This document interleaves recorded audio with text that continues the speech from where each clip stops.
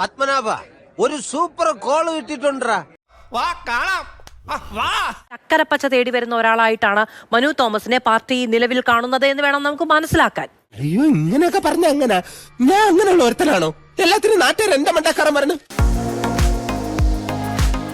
BJP തിരക്കഥ രചിക്കുന്നതാണെങ്കിൽ ശ്രീ റജി ലൂക്കോസ് ഇതിന് മറുപടി പറയേണ്ടത് CPM അല്ലേ, അല്ലാണ്ട് ആകാശ് തില്ലങ്കേരിയാണോ ഇതിന് മറുപടി പറയേണ്ടത്?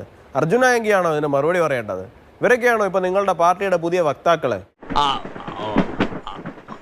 ഇനി മനസ്സിലാവുന്നില്ല. ഇത് BJPയോ അല്ലെങ്കിൽ മറ്റേതെങ്കിലും രാഷ്ട്രീയ പാർട്ടിയോ തിരക്കഥ രചിച്ച് ഇങ്ങനെ ഒരാളെ മുൻപോട്ട് കൊണ്ടുവരുന്നതാണെന്നുണ്ടെങ്കിൽ ഈ പർട്ടിക്കുലർ വ്യക്തി മനു തോമസ് എന്ന് പറയുന്ന വ്യക്തി അദ്ദേഹം ഉന്നയിച്ചിരിക്കുന്ന ആരോപണം എന്താണ്? ജയരാജനും അദ്ദേഹത്തിന്റെ മകൻ ജയൻ രാജനും കൊട്ടേഷൻ സംഘങ്ങളുമായിട്ടും സ്വർണം പൊട്ടിക്കൽ സംഘങ്ങളുമായിട്ടുമാണ് ഇടപാട് എന്ന് പറയുമ്പോൾ ഇതിലെ രണ്ടിലെയും കൃത്യമായിട്ടുള്ള ആൾക്കാർ ആകാശ് തില്ലങ്കേരി കൊട്ടേഷൻ സംഘത്തിലുള്ള വ്യക്തിയാണ് എന്ന് CPM തന്നെ പറഞ്ഞ ആളാണ്. അർജുനായങ്കി പറയുന്ന സ്വർണ്ണക്കടത്തുമായി ബന്ധപ്പെട്ട ആളാണെന്ന് അർജുനായങ്കി തന്നെ കേരള പോലീസ് തന്നെ സാക്ഷ്യം പറഞ്ഞ ഒന്നാണ്. ഇവർ രണ്ടുപേരുമാണോ വന്നിട്ട് ഇതിനകത്ത് പ്രതികരിക്കേണ്ട CPM-ന്റെ ഭാഗത്ത് നിന്നുകൊണ്ട്? അത്തരത്തിലൊരു ഗതികെട്ട അവസ്ഥയിലേക്ക് CPM മാറുന്ന സാഹചര്യമാണോ നിലവിൽ കേരളത്തിലുള്ളത്? അപ്പോൾ തിരക്കഥയാണ് മറ്റൊരു പാർട്ടി രചിച്ചുകൊണ്ട് വരുന്നതാണെന്നുണ്ടെങ്കിൽ നിങ്ങൾ എന്ത് ചെയ്യണം? നിങ്ങൾ വളരെ മാന്യമായിട്ട് അതിനെ പ്രതികരിക്കണം. ഇത് കൃത്യമായിട്ട് നിങ്ങൾക്ക് തുറന്നു കാണിക്കാൻ കഴിയുന്നതാണെങ്കിൽ നിങ്ങൾ തുറന്നു കാണിക്കണം.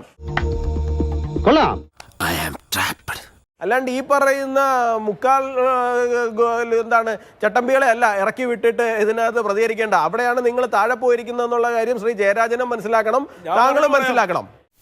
മനസ്സിലായില്ല സാർ. മനസ്സിലാക്കി തരാം. പറയൂ. ഞാൻ മറുപടി പറയാം. നന്നായിട്ട് അറിയായിരുന്നു ഈ ചൂട് തൊണ്ടേ കയറി. ആകാശ് തില്ലങ്കേരിയെ പോലുള്ളവർ ഈ പാർട്ടിയിൽ നിന്ന് പുറത്താക്കപ്പെട്ടിട്ട് അല്ലെന്ന് പൂർത്തീകരിച്ചോട്ടെ. ഞാൻ ഒരാളല്ലേ ഉള്ളൂ. വർഷങ്ങളായി CPM-ന്റെ ഒരു സമന്വയ നേതാവ് ഞങ്ങളോടൊപ്പം വന്നു എന്ന് ഭാഷ്യം ചേർത്താൻ വേണ്ടിട്ട് നിങ്ങളിവിടെ കൂടി ജയിച്ചിരിക്കുന്ന ഒരു തിരക്കഥയാണിത്. ആ മനുഷ്യൻ ഞാൻ ആദ്യം ചോദിച്ച ചോദ്യം വീണ്ടും താങ്കളോട് ചോദിക്കുകയാണ്. ഒരു വിപ്ലവകാരിയുടെ പതനം എന്നാണ് മനു തോമസിനെ കുറിച്ചിട്ട് ജയരാജൻ സഖാവ് പറഞ്ഞിരിക്കുന്നത്. അങ്ങനെയൊക്കെ വഴിയില്ലോ. ആകാശ് തില്ലങ്കേരിയുടെ വിഷയത്തില് വിപ്ലവകാരിക്ക് പതനം സംഭവിച്ചില്ലേ? അർജുനായങ്കിയുടെ വിഷയത്തില് വിപ്ലവകാരിക്ക് പതനം സംഭവിച്ചില്ലേ? ഇവര് രണ്ടുപേരും PJ ആർമി എന്നും ചെന്താരകം എന്നും ഒക്കെ പറഞ്ഞുകൊണ്ട് ജയരാജനെ തലയിൽ വെച്ചുകൊണ്ട് നടക്കുന്ന ആൾക്കാരാണ് ഇപ്പോഴും സോഷ്യൽ മീഡിയയില്. എന്തുകൊണ്ട് ജയരാജൻ സഖാവ് വന്നിട്ട് ഇവരെ തള്ളിപ്പറയുന്ന ഒരു സാഹചര്യം ഇതുവരെയും നമ്മൾ കണ്ടില്ല? ജയൻ രാജ് നാഴികയ്ക്ക് 40 വട്ടം മറ്റ് പല ലോകത്തുള്ള എല്ലാ വിഷയങ്ങളെ കുറിച്ചിട്ടും പാർട്ടിക്കകത്തുള്ള ഇന്റേണൽ വിഷയങ്ങളെ കുറിച്ച് പോലും മുനവെച്ച് പോസ്റ്റ് ഇടുന്ന ഒരാളാണ്. അങ്ങനെ ഒരാൾ എന്തുകൊണ്ട് ഇതുവരെയായിട്ടും ഇവരെ രണ്ടുപേരെയും തള്ളിപ്പറയാൻ തയ്യാറായിട്ടില്ല? സത്യം ഞാൻ തുറന്നു പറയട്ടെ, എനിക്കൊന്നും അറിയില്ല. അപ്പൊ ഈ പറയുന്ന കൊട്ടേഷൻ സംഘങ്ങളുമായിട്ടും സ്വർണം പൊട്ടിക്കൽ സംഘങ്ങളുമായിട്ട് ഈ കുടുംബത്തിന് ബന്ധമുണ്ട് എന്ന് പറയുന്നതിനകത്ത് എന്തെങ്കിലും തെറ്റുണ്ടോ? 100% ഞാൻ യോജിക്കുന്നു. ആ ആരോപണം സാധൂകരിക്കുന്നത് ഇവിടെ BJP ഇടപെടുന്നുണ്ടല്ല. ഈ ആരോപണത്തിനെ സാധൂകരിച്ചു കൊടുത്തിരിക്കുന്നത് ജയരാജൻ.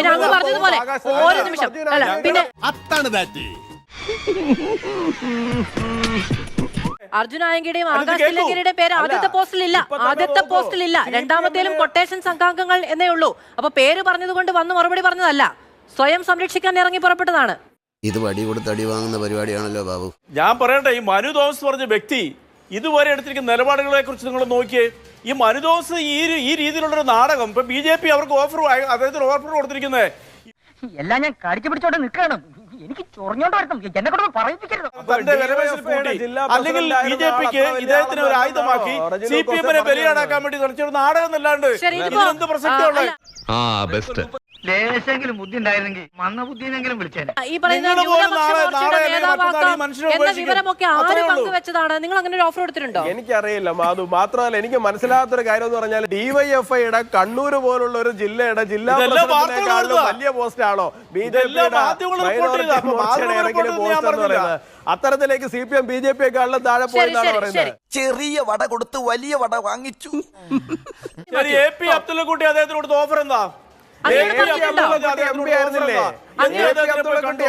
അങ്ങോട്ട് പറഞ്ഞിട്ടുണ്ടോ?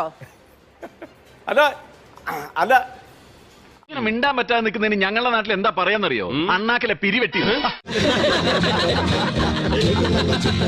അല്ല, AP അബ്ദുള്ളക്കുട്ടി അദ്ദേഹത്തിനെ കണ്ടു, അദ്ദേഹത്തിന് നൽകിയ ഓഫർ എന്താണ്? അദ്ദേഹത്തിന് ഓഫർ കൊടുത്തോ നിങ്ങളോട് ആരെങ്കിലും പറഞ്ഞോ?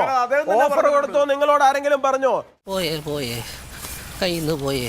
AP അബ്ദുള്ളക്കുട്ടി കണ്ണൂരിൽ നിന്ന് തന്നെയുള്ള സമുന്നതനായ നേതാവാണ്. സ്വാഭാവികമായിട്ട് ഒരു രാഷ്ട്രീയ വിഷയം ഉണ്ടാകുമ്പോൾ അദ്ദേഹം അവിടെ പോവും, അദ്ദേഹം അവിടെ സംസാരിക്കും. സ്വാഭാവികമായിട്ട് രാഷ്ട്രീയമായ കാര്യങ്ങൾ ചർച്ച ചെയ്തിട്ടുണ്ടാവും. ഇതിനാണ് അവനവൻ പാരാന്ന് പറയുന്നത്. ഓഫർ ഉണ്ടെന്നുള്ളത് പ്രത്യേകിച്ച് പറയേണ്ട കാര്യമില്ലല്ലോ. ശരി, ഓഫർ ഇല്ലാതെ നിങ്ങൾ ഇങ്ങോട്ട് പോരണ്ടെന്ന് പറയാനായിട്ടാണോ ഈ അബ്ദുള്ളക്കുട്ടി അദ്ദേഹത്തെ പോയി കണ്ടത്? അല്ല, നിങ്ങൾ ആൾക്കാരെ കാണുന്നതല്ല ഓഫർ കൊടുക്കാനാണ്. ജാവ്ദേക്കറുമായുള്ള കൂടിക്കാഴ്ചയിലൊക്കെ ഇത്തരം ഓഫറുകളൊക്കെ ഉണ്ടായിരിക്കും അല്ലെ? അതിന്റെ ഒരു ഓർമ്മയിൽ അങ്ങ് പറഞ്ഞതായിരിക്കാം ഒരു പക്ഷേ ശ്രീ റജി ലൂക്കോസ്. അങ്ങനെ വിചാരിക്കാം. കിട്ടിയ മുതലും പലിശ ചേർത്ത് കിട്ടി. ആരും കണ്ടില്ല. എന്നാ ഞങ്ങൾ അങ്ങ് ഇറങ്ങട്ടെ. ആയിക്കോട്ടെ, സന്തോഷായി.